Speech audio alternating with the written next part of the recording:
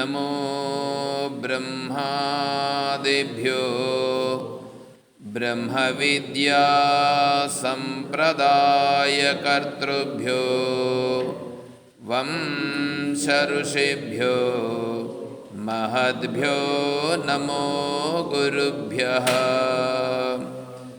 ఓం శంకారూపేణ మచ్చిత్తం పంకీకృతమభూద్యయా కిం కరీయస్య సా మాయా శంకరాచార్యమాశ్రయేత్.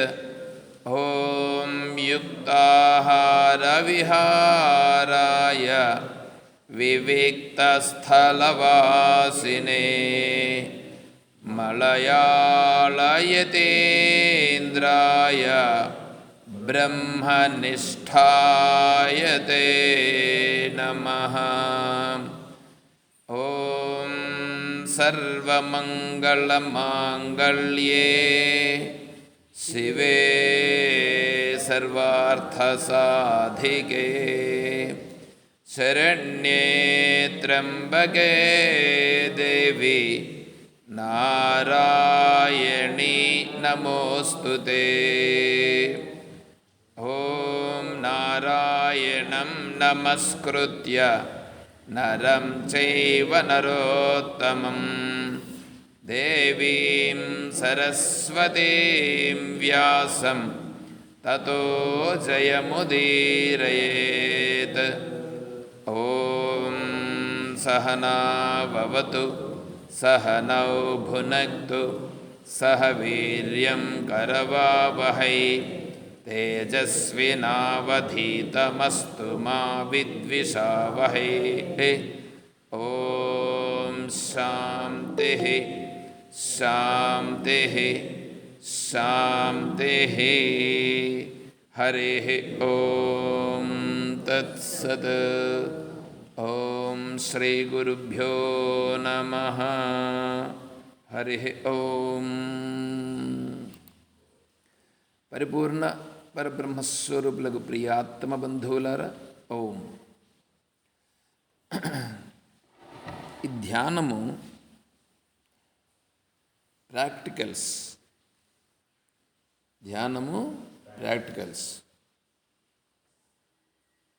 ఈ విచారణ థీరీ. ఈ థీరీ ఎంత బాగా తెలిస్తే ధ్యానము అంత బాగా కుదురుతుంది. థీరీ లేకుండా అంటే ఈ విచారణ వివేకము లేకుండా ధ్యానము చేయుట అనేది ఉందే, ఇది యోగ మార్గంలో ఉండేవాళ్ళు చేసే పద్ధతి. వాళ్లకు వివేకంతో పని లేదు. వివేకము లేకుండా యోగము చేయుట, ధ్యానము చేయుట, దానిని పట్టుకునే ఈ పిరమిడ్ వీళ్ళు కూడా శ్వాస పైన ధ్యాస నిలుపుట. మిగిలిన ఇంకా ఈ త్రైత వీళ్ళందరూ కూడా ఇవన్నీ దాంట్లో పోయేటివే ఇవన్నీ. కాబట్టి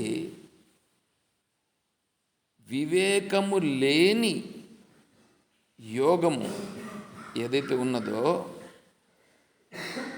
అది ఆ సమయములో మాత్రము నీకు కొద్దిగా తృప్తిని ఇవ్వగలుగుతుంది. ఆ సమయములో మాత్రం ఇస్తుంది. వివేకముతో కూడినటువంటి ధ్యానం అయితే ఏమవుతుందంటే, ఈ వివేకము ఏది ఉన్నదో ఆ వివేకమును ఈ ధ్యానము దృఢము చేస్తుంది. ఆ వివేకాన్ని ఈ ధ్యానము దృఢము చేస్తుంది. ఈ ధ్యానం ఏం చేస్తుందంటే, ఆ తర్వాత నువ్వు లేచి నీ వ్యవహారాలన్నీ జరుగుతుంటాయి చూడు. నీ వ్యవహారాలన్నీ జరిగేటప్పుడు కూడా ఈ ధ్యానములో ఉన్నది ఏది సత్యమై ఉన్నదో, ఏది నీకు శాంతినిచ్చిందో, ఆ శాంతి అనేటువంటిది సత్యం అనేటువంటిది నీకు అప్పుడు కూడా ఉంటుంది. ఈ యోగ మార్గంలో ఉండేటువంటి వాళ్ళను అందుకని వీళ్ళని ఏమనంటే హఠయోగులు అని అన్నారు వాళ్ళని. వాళ్ళు హఠం అంటే పిల్లల్ని, చిన్నపిల్లల్ని అంటాం చూడండి, హఠం చేస్తాండవే అంటారు చుట్టూ చిన్నపిల్లల్ని. అంటే వాడు పట్టుకునే దాన్ని విడిచిపెట్టడం, మొండిపట్టు. వాడు ఇప్పుడు ఏం చేస్తాడంటే యోగంలో మనసుని పోవద్దు బిగబట్టడం. వాళ్ళు చెప్పే మాటలు వింటే ఎట్లుంటుందంటే,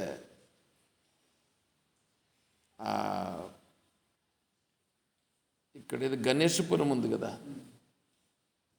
ఈ గణేశపురంలో ఒక ఆయన ఉన్నాడు, ఒక సాధువు.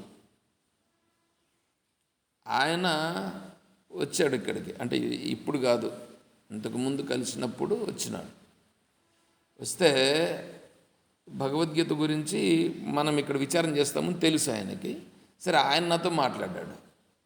ఆయన అన్నాడు, ముక్కు బిగబెట్టి, ముడ్డి బిగబెట్టి, ఇంకా ఏంటంటో చెప్పాడు.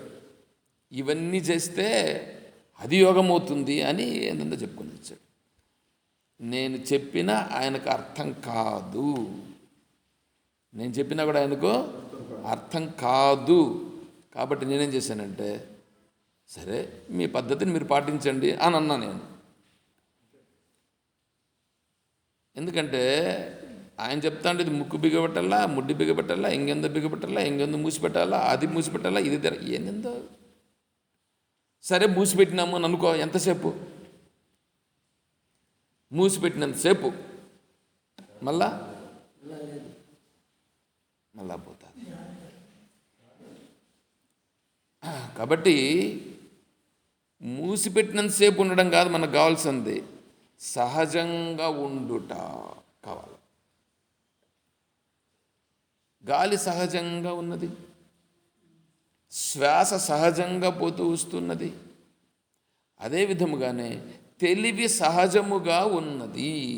తెలివి, తెలుసుకునేటువంటి వివేకము సహజంగా ఉన్నది. ఆ సహజంగా ఉండే తెలివి నేను. ఆ సహజంగా ఉండే తెలివిలో ఇక్కడ ఏవేవైతే జరుగుచున్నవో అవన్నీ సహజంగా జరుగుచున్నవి.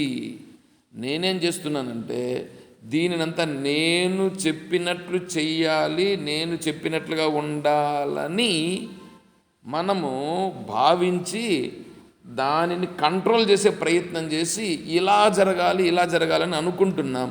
కానీ అక్కడ జరగాల్సింది ఏదో అదే జరుగుతూ ఉంటుంది. దానివలన మనమేమైపోతున్నామంటే మనము ఇబ్బందులకు లోనవుచున్నాము. అంటే మన సహజత్వం నుండి మనమే పతనమగుచున్నాము. అలా పతనం కాకుండా ఉండుట అనేటువంటిదే మనం తెలుసుకోవాల్సిందే. సహజంగా ఉండుట అనేది మనం తెలుసుకోవాల్సింది. నీ సంకల్పం నువ్వు చేసుకొని పెట్టుకున్నావు అనుకో, దానికి నేను బాధ్యుని కాదు. ఇక్కడ చెప్పడం వరకే మా బాధ్యత.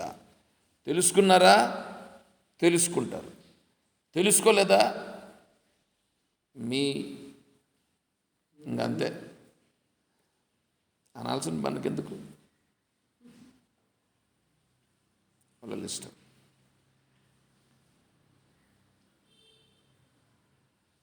చెప్పకపోతే చెప్పలేదు, మాకు తెలియదు అనే దానికి ఉంది. ఇట్లాంటి దాని గురించి ఒక ప్రస్తావన ఉంది. ఏమిటంటే, శరీరం విడిచిపెట్టిన తర్వాత యమధర్మరాజు గారు వస్తారు, తీసుకెళ్తారు, అక్కడ ఏదో నిలబెడతారు. అక్కడ నిలబెట్టి వీని పరిస్థితి ఏందని చిత్రగుప్తుని తీసి ఈయన అడగమంటే, అప్పుడు వీడిని అడిగితే, మహాత్మా నాకెవరు చెప్పలేదు అని వీడు కంప్లైంట్ అంట. ఇక్కడ యమధర్మరాజు గారి దగ్గర నాకెవరు చెప్పలేదండి, నాకెవరు చెప్పలేదు కాబట్టి నాకు తెలియదు నాకు తెలిసింటే నేను చేసిండేవాడిని, నాకు చెప్పలేదు, నేను చేయలేదు, దానికి నేను బాధ్యున్నా? ఇది ఒక పురాణంలో చెప్పేటువంటి మాటలు ఇవే. పురాణంలో చెప్తే ఇప్పుడు ఆయన అంటాడు, ఎవరు, యమధర్మరాజు గారు, నీకెందుకు చెప్పలేదయ్యా? ఉపనిషత్తులు ఉన్నాయా లేదా? భగవద్గీత ఉందా లేదా? ఆశ్రమాలు ఉన్నాయా లేదా? గురువులు ఉన్నారా లేదా? ఆచార్యులు ఉన్నారా లేదా? వాళ్ళందరూ చెప్పారా లేదా? టీవీలో పెట్టుకొని డ్యాన్సులు చూసేదానికి నీకు టైం ఉంది, సినిమాలు చూసేదానికి నీకు టైం ఉంది, అవి మాత్రం నీకు తెలుసు, ఇది తెలీదా? అర్థమవుతుందా? మేము వీటిని పంపించలేదా? వీటిని మీకు పెట్టలేదా? వీటిని మీకు అన్నింటినీ అందుబాటులో పెట్టినాము,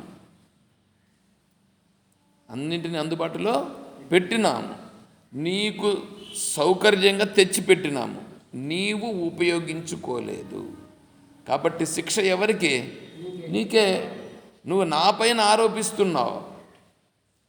ఆరోపిస్తే నేను బాధ్యుడను కాదు. నీకు అన్ని అందుబాటులో పెట్టినాము, తెలుసుకోకపోవడం నీ తప్పు, కానీ శాస్త్రము తప్పు కాదు. అంతే. నువ్వు తెలుసుకోవాలి. ఉద్ధరేత్ ఆత్మానం అవసాదయేత్. ఉద్ధరేత్.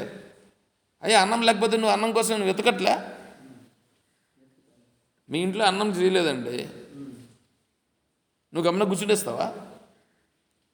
హోటల్కో ఎక్కడికో పోవా? లేదా మీ వాళ్ళ గురించి ఏదో వెళ్ళి అడిగి ఏదో భోంచేవా? ఎందుకు భోంచేసావు? ఆకలి భోంచేసావు, వెతుక్కున్నావు. అదేవిధంగానే నీకు మానవ శరీరం ఇచ్చాంగా, మానవ శరీరం ఇచ్చిన తర్వాత ఆ మానవ శరీరంతో ఏం చేయాలి? నువ్వు వెతికి తెలుసుకో. కాబట్టి ధ్యానం అనేటువంటిది మనల్ని మన సహజావస్థకి తీసుకెళ్ళేదానికి దానంత ఉపయోగపడేటువంటిది ఇంకొకటి ఉండదు. వివేకము, ఇక్కడ ధ్యానం, ఇవి రెండు కావాలి. విచారణ కావాలి, విచారణతో పాటుగా ధ్యానము కూడా కావాలి. విచారణే వివేకం, విచారణతో కలిగేదే వివేకం. విచారణ ఇది ఏమిటి, ఇది ఎందుకు, ఇది ఇలా ఎందుకు చేయాలి, ఇలా ఎందుకు చేయకూడదు అనేది విచారణ. అలా తెలుసుకున్న దానిని అలా ఉండుట, అది ధ్యానం. అలా ఉండుట అనేటువంటిది నువ్వు ధ్యానం చేస్తావు. ధ్యానములో నువ్వు ఇక్కడ అనుభవానికి తెచ్చుకుంటావు. తర్వాత సహజంగా ఉండుట, అది కూడా ధ్యానమే.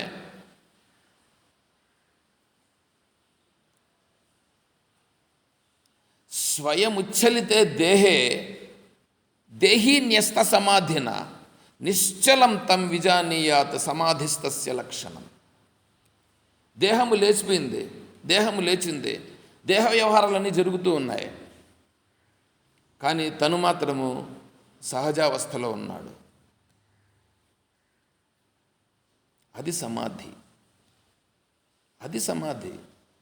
జ్ఞాన సమాధి, యోగ సమాధి కాదు, హఠ సమాధి కాదు, జ్ఞాన సమాధి.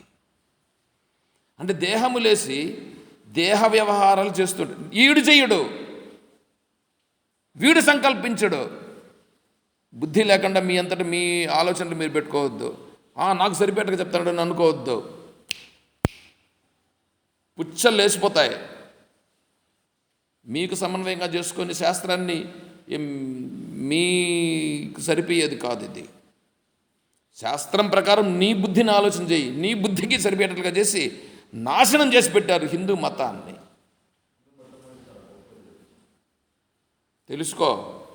తెలుసుకుంటే నీకు తెలుస్తుంది. గొప్పదని మనం ఊరికే అనడం కాదు, నువ్వు ఉండు, అదే అప్పుడు తెలుస్తుంది గొప్పదా కాదని. కాబట్టి ఇక్కడేంటి, నా నా మనస్సుకు సరిపోయేటట్లుగా కాదు నేను తీసుకోవాల్సింది. ఏం చెప్తా ఉంది, దానికి నేను సరిపోతున్నానా అది చూడు. నీకు సరిపోయేటట్లుగా నువ్వు తింటావు, నీకు ఇష్టం వచ్చిందంతా తింటా ఉంటావు. నువ్వు తింటే ఏమవుతుంది, అదే నీ శరీరము దానికి సరిపోయినట్లుగా దాంట్లో షుగర్లు బీపీలు అన్నీ పెరుగుతూ ఉంటాయి. అరే ఒక చార్ట్ ఇస్తారు, డైటీషియన్ చార్ట్ ఒకటి ఇస్తాడు. డయాబెటీస్ డాక్టర్ దగ్గరికి వెళ్తే ఆ డాక్టర్ ఒక చార్ట్ ఒకటి ఇస్తాడు. నువ్వు ఈ టయానికి ఇంతే తినాలా, ఇలాగే తినాలా, ఇలాగే ఉండాలని, ఇంత ఎక్సర్సైజ్ చేయాలని. చేస్తాడవా? నీ ఇష్టం వచ్చినట్లు నువ్వు తిని డాక్టర్ దగ్గరికి పోయి మళ్ళీ నాకు తగ్గలేదు డాక్టర్ గారు అంటే ఎట్లా తగ్గిస్తాడు చెప్పండి? ఆయన ఉండాల్సింది ఎవరు ఉండాలా? నువ్వు ఉండాలా? అంటే ఇప్పుడు డాక్టర్ ఇచ్చినటువంటి పద్ధతి ప్రకారం నేను ఉండాలనా, లేకపోతే నేను తినేసి డాక్టర్ ప్రకారం ఉండాలి? నేను డాక్టర్ దగ్గరికి పోయినాను అది తగ్గలేదు అంటే అది కుదురుతుందా? శాస్త్రాన్ని నీకు సరిపేటట్లు చేసుకోవద్దు. నీకు సరిపేటట్లుగా చేసి చేసి చేసి చేసి పతనమైందారు. వద్దు, ఇంకన్నా మారాల. మిమ్మల్ని ఉద్దేశించి కాదు నేను చెప్తాను ఇది, ఎందుకంటే నాకు రికార్డింగ్ కూడా అవుతుంది, దీన్ని మళ్ళీ వేరే వాళ్ళు కూడా వింటారు. కాబట్టి శాస్త్రానికి నేను సరిపోవాలి కానీ నాకు శాస్త్రం సరిపోవడం కాదు. సరే, అందులో ఎలా శాస్త్రాన్ని మనం అర్థం చేసుకోవాలా, ఎవరెవరితో ఎలా వ్యవహారం చేయాలి, ఈ ప్రపంచంలో ఎలా ఉండాలి, ఈ శరీరంతో ఎలా ఉండాలి అనేటువంటి వ్యవహారాలు వచ్చినప్పుడు దానికి ఆచార్యులు వారు మనకు మార్గదర్శనం చేస్తారు. దాంట్లో మార్గదర్శనం చేసేటువంటివి ప్రకరణ గ్రంథములు. భగవద్గీత కూడా మార్గదర్శనమే అయ్యా, అన్నీ మార్గదర్శనమేనండి. ఏది నిన్ను నీ మీద చేయబెట్టి నీకు మోక్షాన్ని ఇస్తాము అనేటువంటిది ఏది లేదు. అదంతా ఎవడైనా ఒకవేళ చెప్పినాడంటే వానంత శుద్ధ అజ్ఞాని ఇంకొకటి లేడు. పెట్టుకోనిలే, అందుకే నేను చెప్తాను ఇట్లాంటివన్నీ ఉంటాయి కాబట్టి, ఇట్లాంటి భావాలన్నీ ఉంటాయి కాబట్టి మీరు గుర్తించండి అనే ఉద్దేశం చేత నేను చెప్తా ఉండేది. ఇవన్నీ శుద్ధ దండగా వివేకము లేకుండా మాట్లాడుతున్నటువంటి మాటలు, అజ్ఞానపు మాటలు. యామిమాం పుష్పితాం వాచం ప్రవదంత్యవిపశ్చితః వేదవాదరత పార్థనాన్యత స్థితివాదిన కామాత్మాన స్వర్గపర జన్మకర్మ ఫలప్రదాం క్రియా విశేష బహుళాం భోగేశ్వరి గతిం ప్రతి భోగైశ్వర్య ప్రసక్తానం తయా అపహృత చేతసాం. కాబట్టి వాళ్ళు దీని నుంచి వాడు ఏదో ఆశించి వాడు చేస్తున్నాడు. వాడు చెప్తున్నటువంటి వాడు నీ నుంచి ఏమి ఆశిస్తున్నాడో చూసుకో. నీ నుంచి ఏమి ఆశించకుండా, నీ నుంచి ఏమి ఆశించడు, ఏది ఉందో అదే ఉంటాడు, అలాగే ఉంటాడు. సహజంగా చెప్తాడు, నీ పైన ప్రేమతో చెప్తాడు. నీ నుంచి ఏమి ఆశించుట అనేటువంటిది లేదు. కోర్టులో పోయి ఒక కేసు వేసామనంటే కేసు గెలవాలనే ఉద్దేశంతో మనం మాట్లాడతాం. అక్కడ ఆ కోర్టు లాయర్ కూడా ఏం చేస్తాడంటే మనకు కొన్ని చెప్పిస్తాడు, తప్పులు. అయ్యా నువ్వు ఇది చెప్పయ్యా స్వామి నువ్వు అంటాడు. అయ్యా అది ఎట్లా స్వామి, అది అది కాదు కదా, కరెక్ట్ కదా, నువ్వు చెప్పయ్యా ఇది నువ్వు గెలవాల కదా అని అంటాడు. ఇది అది కాదు, ఇది అది కాదు. ఇక్కడేంటంటే ఇక్కడ నేనుగా ఉండుట, సుఖ దుఃఖముల ఊబిలో నుండి బయటపడుట, సుఖ దుఃఖముల చట్రం ఏదుందో ఆ సుఖ దుఃఖముల చట్రముల నుండి బయటపడుట. అక్కడ నీకు జయము విజయము ఏదో ఒకటి కావాల్సి ఉంది నీకు అక్కడ. ఇక్కడ అది కాదు.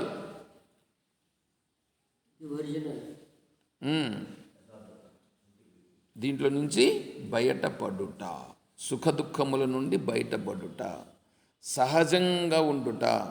ఈ శాంతి నువ్వు ఏమి వచ్చి పడినా దానిని కించిత్తు కూడా మార్చలేకపోవుట.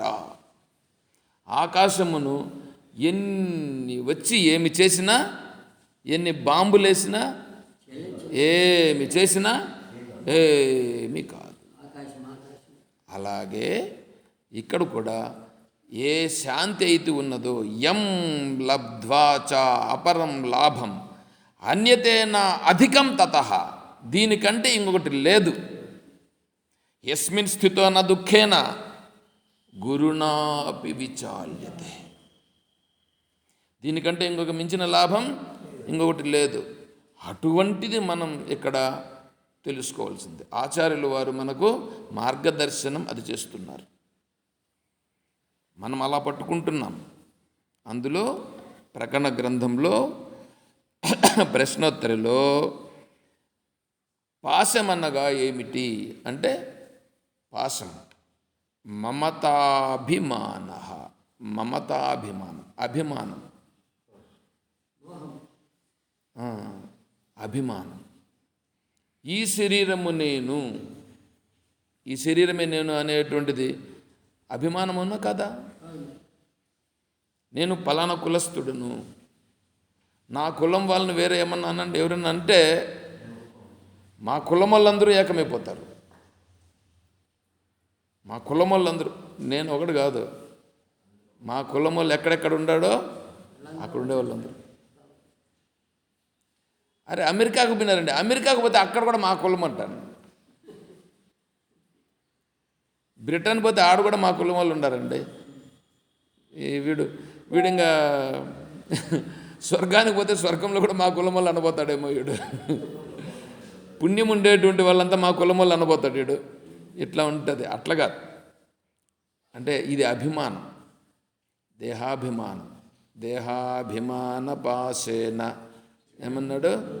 దేహ అభిమాన పాసేన, దేహాభిమానమనే పాశము చేత బంధింపబడిపోయినాము.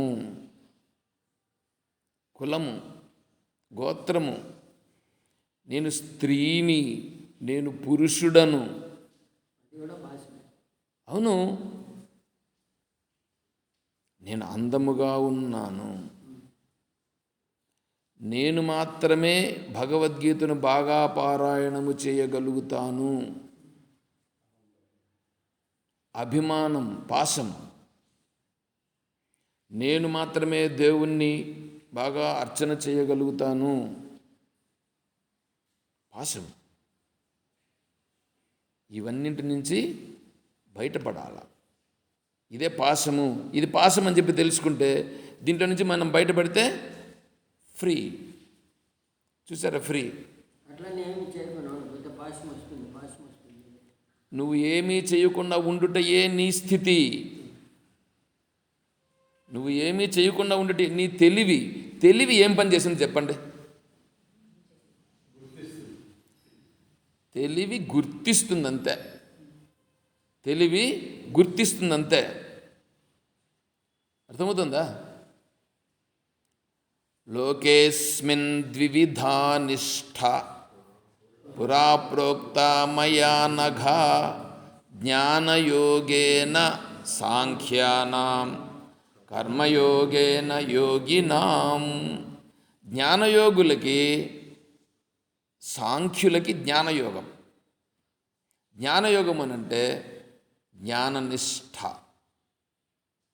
కర్మ లేదు అక్కడ. కర్మ లేదు, చేయుట లేదు, చేపించుట లేదు. ఉండుట. అదే అర్థమైనా? అందులో ఏమొచ్చి ఇప్పుడు ఆకాశాన్ని కట్టేయి, నువ్వు దేనితో కట్టేస్తావు చూద్దాం. నువ్వు దేనితో నేను కట్టివేయగలవా? అలాగే ఆత్మస్వరూపమును దేని చేతను బంధించలేము. అలా బంధించడానికి వీలు కానిది ఆత్మస్వరూపం. ఈ ఆకాశమునకు నేను బంధింపబడినానని కానీ నేను బంధింపబడలేదని కానీ దానికి తెలియదు. అది జడం. కానీ నాకు తెలుసు, నేను తెలివి స్వరూపుడను. అర్థమవుతుందా? ఆకాశానికి నాకు తేడా.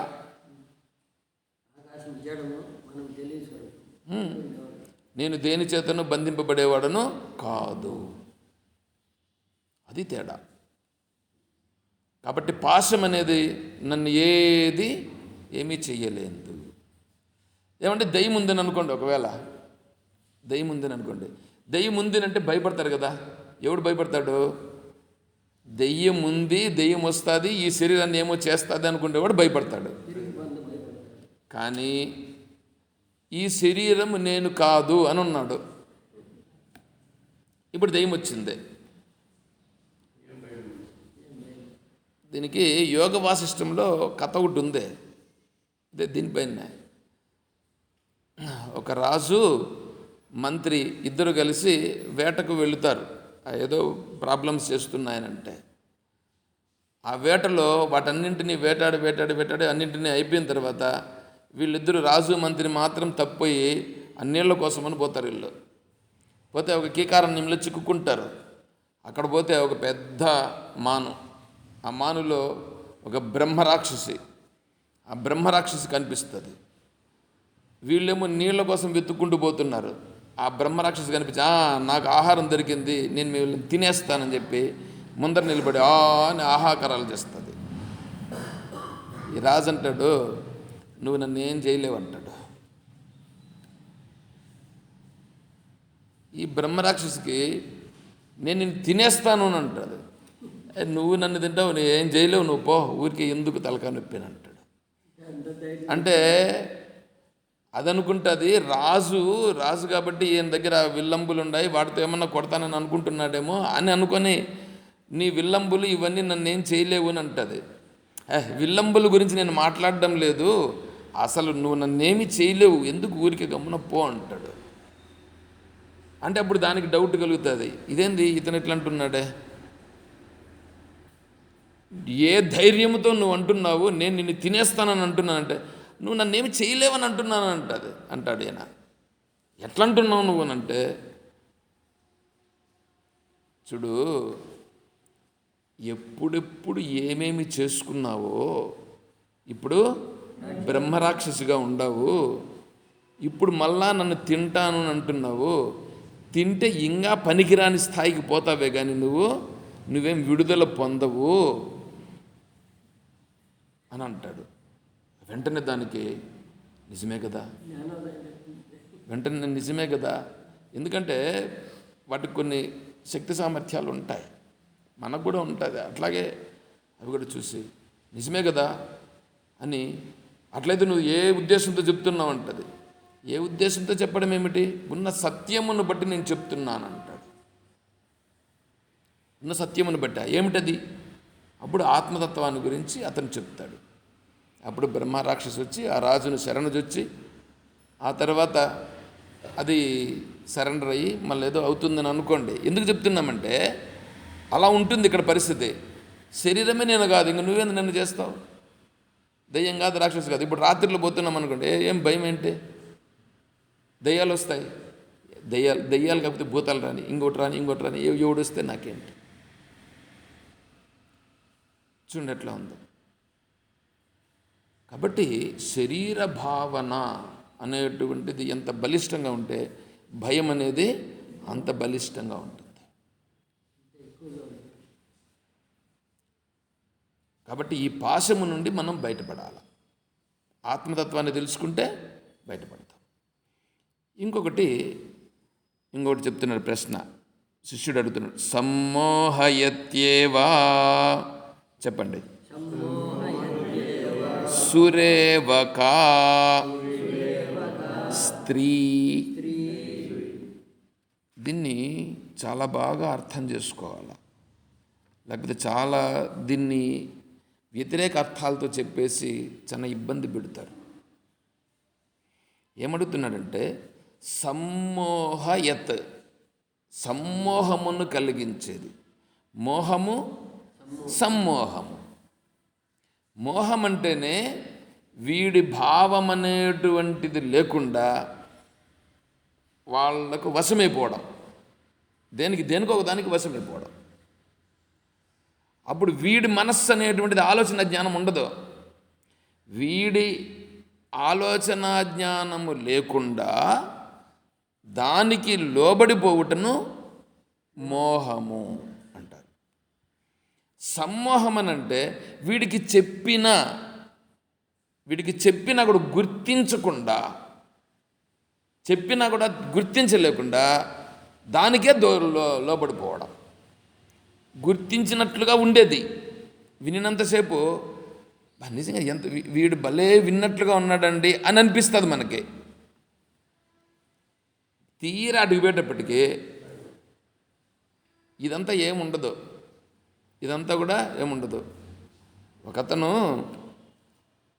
ఇట్లా ఇట్లా ఇవి జరిగేటప్పుడు ఆ గ్రామంలో ఉండేటువంటి గ్రామాధికారి ఆయనకు సకల ఏర్పాట్లు చేసి ప్రతిరోజు భాగవతం చెప్పించేవాడు అన్నమాట. భాగవతం అయిపోయింది, తర్వాత రామాయణం చెప్పిస్తున్నారు. ఇలా చెప్పిస్తుంటే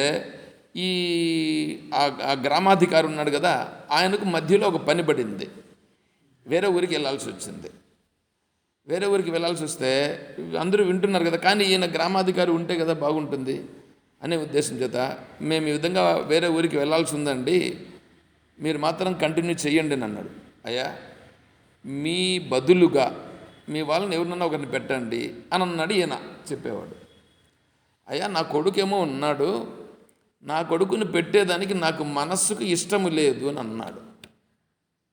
కొడుకున్నాడు, కానీ కొడుకుని నేను వినియోగించను అని అన్నాడు.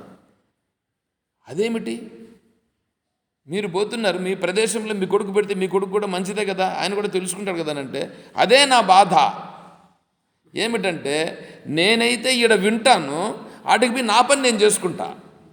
నా కొడుకు అట్లా కాదు, ఇటుకు వచ్చినాడు, ఒకవేళ విన్నాడు అనుకో, వాడు అట్లా అయిపోతే మళ్ళీ నేనేం చేసేది? చూడండి, అది వీడి బాధ. అందుకని నా కొడుకుని పెట్టేదానికి నేను అంగీకరించను. అంటే వాడు మనసుతో తెలుసుకున్న తర్వాత వాడు అలా ఉంటాడు. నేనైతే ఈడ ఉంటాను, వింటాను, నా పని నేను చేసుకుంటా. ఇది ఇట్లాంటి గొప్ప మహానుభావులందరూ ఉంటారన్నమాట. అది సమ్మోహం. అంటే ఇదే అది అదే. అదేందో సాంబార్ అంటారు చూడండి, సాంబార్కి పప్పుకు పప్పే, నీళ్ళకు నీళ్ళే. ఇప్పుడు పప్పు సాంబారు చేస్తే పప్పు ఏం కావాలా, పప్పు బాగా ఉడికిపోయి నీళ్ళల్లో మిక్స్ అయిపోవాలి. అది మిక్స్ అయిపోతే కదా దాని టేస్ట్ అంతా వస్తుంది. వీళ్ళు పప్పు సాంబార్ చేశారు, పప్పు ఏమో ఉడికింది, పప్పుగానే ఉంది, నీళ్ళుగా ఉంటుంది, దాన్ని పోసినారు సాంబారు. ఏమంటే పప్పు సాంబార్ ఏముంది, నీళ్ళు పట్టుకుపోతుంటే పప్పుగా ఉంది. ఏడ కుదురుతుంది, అది రుచి ఆడ ఉంటుంది, అట్లాగా ఉంటుంది. కాబట్టి సమ్మోహ యత్, సమ్మోహము కావడమే కాకుండా సురేవా, సురాపానము చేసినవాడు. సురాపానం అంటే మద్యం, అమృతం కాదు నాయన, దొర పో. ఎందుకంటే మనకు అర్థాలన్నీ బాగొస్తాయి.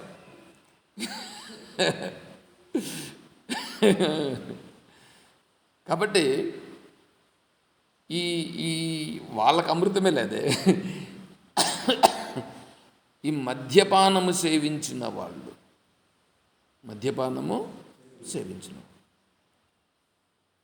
కళ్ళు, బ్రాందీ, ఇవి ఏంటంటూ ఉన్నాయో ఇవి మద్యం. ఇవి తాగితే ఏమవుతాడు, వాని మెదడేమవుతుంది, వీని బుద్ధి పని చేయదు. వీని బుద్ధి పని చేయకుండా దాని పని చేస్తుంది. మా స్వామి ఒక కథ చెప్పారు. ఎవరు? తత్వవిధానంద స్వామి వారి యొక్క స్నేహితుడు ఒకతను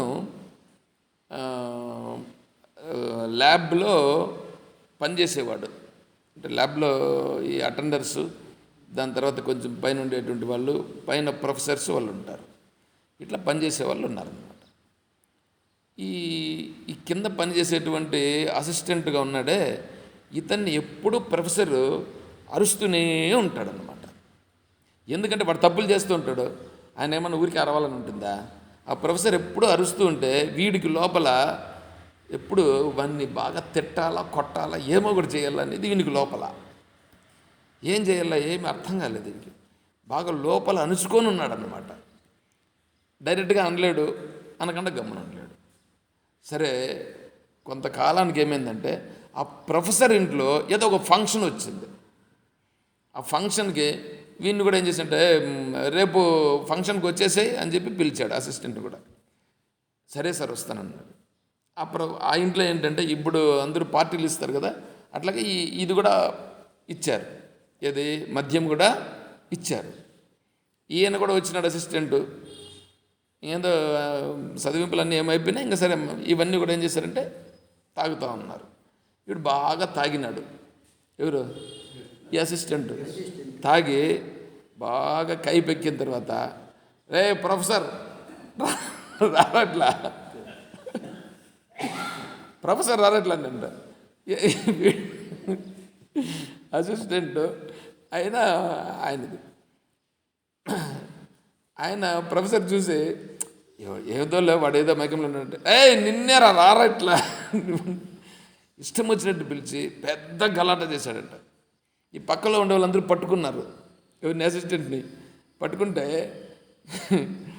అందరూ ఇచ్చిపెట్టండి మీరు బాగా కథ చూడాల నేను, వాడంతా నన్ను ఇట్లా చేశాడు అట్లా చేశాడు అన్నీ కక్కేశాడు అనమాట. అంటే ఇప్పుడు వీడు ఇదంతా మాట్లాడుతున్నాడు చూడు, ఇదంతా వీడు స్వతహాగా మాట్లాడుతున్నాడా? దాని ప్రభావంతో మాట్లాడుతున్నాడు.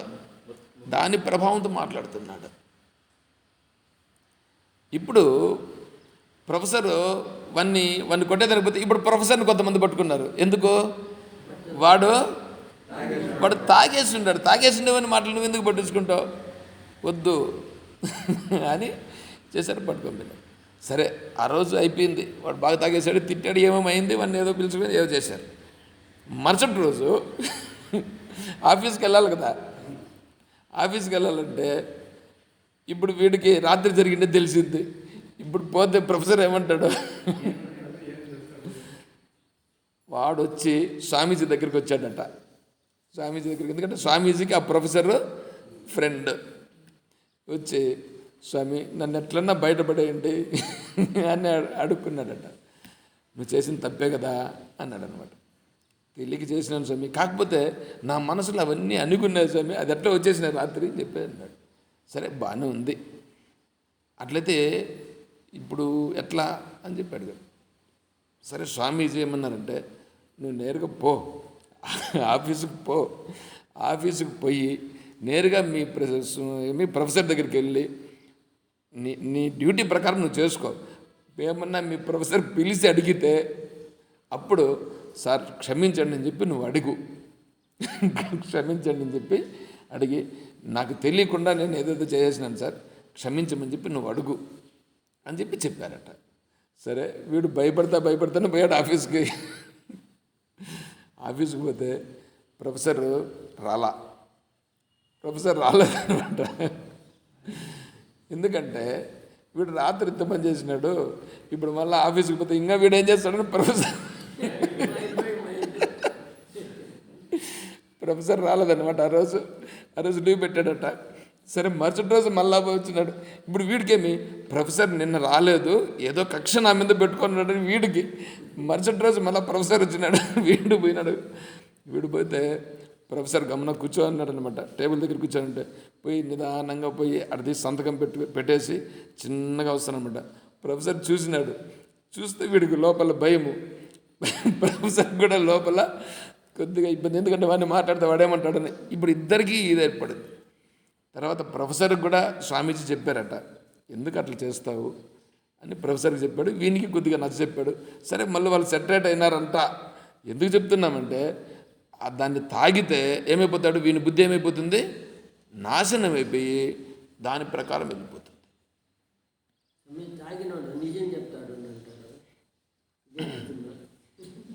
తాగినోడు నిజం చెప్తాడు. అట్లయితే ఆత్మతత్వాన్ని చెప్తాడేమో చూడుపో. ఆత్మతత్వాన్ని చెప్తాడా? మీరు చెప్పింది ఏం చెప్పారు ఇప్పుడు? ఉండప్పా నువ్వు నీ పద్ధతి ప్రకారం నువ్వు ఆలోచన చేస్తే అట్లయితే ఇప్పుడు మనం ఏం చేయాలా, వీటికి బాటిల్స్ తెచ్చిపెట్టుకొని మనం కూడా అందరూ తాగల్లా. ఎందుకంటే నిజం చెప్తాంగా, సరిపోతుందా? అది ఎవడో ఏదో మాట చెప్పుకుంటాడు, అవంతా మనం పెట్టుకుంటే అవుతుందా? తాగేదానికి వాళ్ళు ఏంటంటో చెప్పుకుంటారు. వాడు నిజం చెప్తా అంటే ఏంటంటే అవంతా మనకొద్దు. వాడి మనస్సుకు సరిపడేట్లుగా వాడు చెప్పుకుంటాడు, అవద్దు మనకి. శాస్త్రం మనకు కావాలా, శాస్త్రానికి సరిపోతుందా కదా? కాబట్టి మనం దాన్ని వారగా పెట్టాలా. సరే, ఇప్పుడు ఇక్కడ ఎంత ఎందుకు? సమ్మోహయత్ ఏవ సురేవా, సమ్మోహమును కలిగించి సురాపానము తాగిన వాడి వలె ఉండి వీడు ఏమి చెయ్యాలనో అలా చెయ్యలేకుండా ఉండేటట్లుగా చేసేది ఏమిటి అంటే, ఇప్పుడు ఇక్కడ ఏముండాలా? ఇటువంటి దాని దగ్గర మనం ఎలా ఉండాల్సి వస్తుంది? చాలా జాగ్రత్తగా ఉండాల్సి వస్తుంది. మద్యపానం దగ్గర జాగ్రత్తగా ఉండాలి కదా, మనం చేసే ప్రవర్తన దగ్గర చాలా జాగ్రత్తగా ఉండాలి కదా.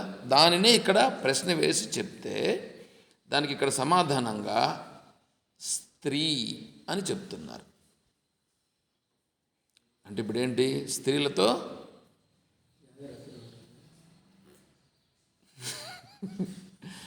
అంటే స్త్రీ సమ్మోహమును కలిగించి మనలను ఒక మద్యము మత్తులో ముంచివేసినట్లుగా చేస్తుంది అని చెప్తున్నారు.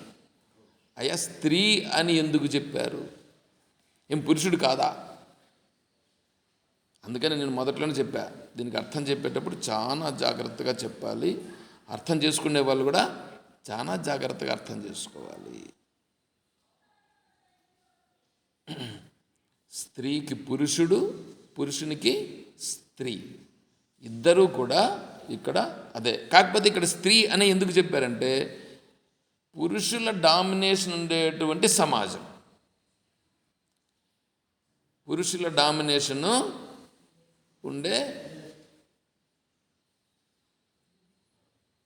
కుర్చీలో కూర్చో బాబు కొంచెం, అది అది ఆడవాళ్ళు ఉండే పక్క, ఈ పక్క మగవాళ్ళ సైడ్ వచ్చాయి. ఓకే, పర్లేదులే కూర్చో. కాబట్టి పురుషులకు స్త్రీలు, స్త్రీలకు పురుషులు, ఇది పరస్పరము ఇది వస్తుంది. అక్కడ పురుషులు స్త్రీలకు లోబడిపోతారు, స్త్రీలు పురుషులకు లోబడిపోతారు.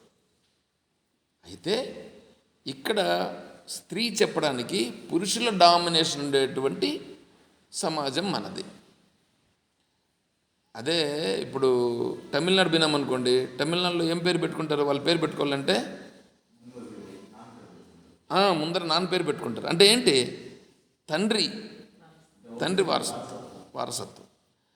అదే వేరే దేశాలు, కొన్ని దేశాలు ఉన్నాయి, ఆ దేశాల్లో తల్లి వారసత్వాన్ని పెట్టుకుంటారు ముందర, తల్లి వారసత్వాన్ని. ఏమండి? కౌసల్యా సుప్రజా రామ పూర్వా సంధ్యా ప్రవర్తతే ఉత్తిష్ఠ నరశార్ధూల కర్తవ్యం దైవమాగ్నికం. ఎవరినండి లేపాల్సింది? రాముని, శ్రీరామచంద్రుల వారిని. ముందర ఎవరిని చెప్పినారు? కౌసల్య సుప్రజా రామ అంటే కౌసల్యాదేవి యొక్క పుత్రుడు అని చెప్పారు. అరే, దశరథుని యొక్క పుత్రుడు కదా. దశరథుని పుత్రుడు అయితే కౌసల్యా పుత్రుడు అని ఎందుకు చెప్పాలి? తల్లి డామినేషన్. అర్థమవుతుందా? అక్కడ తల్లికి సంబంధించినటువంటి సాంప్రదాయాలు కొన్ని వస్తాయి. అట్లా సాంప్రదాయాలను అనుసరించి స్త్రీ డామినేషన్ ఉన్నప్పుడు కొన్ని సాంప్రదాయాలు ఉంటాయి, కొన్ని సాంప్రదాయాలు ఇలా ఉంటాయి. ఇక్కడ ఈ సాంప్రదాయంలో ఇక్కడ ఏంటంటే, పురుషుని యొక్క డామినేషన్ ఉన్నప్పుడు పురుషునికి చెప్తే ఆ పురుషుడు సక్రమంగా ఉంటే స్త్రీ కూడా సక్రమంగా ఉంటుంది. భర్త బాగుంటే భార్య బాగుంటుంది. భార్యకు కావాల్సినవన్నీ చూడాల్సింది ఎవరు? భర్త. అందుకే వాడు భర్త అయినాడు. భరించేవాడు భర్త, అంతేగాని భరించకుండా బాధపడేవాడు భర్త ఎట్లవుతాడు? అర్థమవుతుందా? అంటే భార్యకు కావాల్సినటువంటివి ఏవో చూడాల్సినటువంటి స్థితి భర్తది ఉంది. అదేవిధంగా భార్యది కూడా భర్తకు కావాల్సిన దాన్ని ఏంటో చూడాల్సినటువంటిది కర్తవ్యం భార్యది ఉంది. చూడండి ఇప్పుడు ఇక్కడ ఎట్లా ఉందో, దీన్ని వివరించాల్సి ఉంది. దీన్ని నేను రేపు బాగా వివరంగా వివరిస్తాను. సరే. ఓం తత్సత్. ఓం సర్వం శ్రీ సద్గురుచరణారవిందార్పణమస్తు. ఓం జై బోలో శ్రీకృష్ణ పరమాత్మకి, జై బోలో గీతా మాతాకి, జై బోలో భక్త మండలికి. హర నమః పార్వతీ పతయే. జై సీతారాం. హరి ఓం తత్సత్. ఓం శ్రీ గురుభ్యో నమః.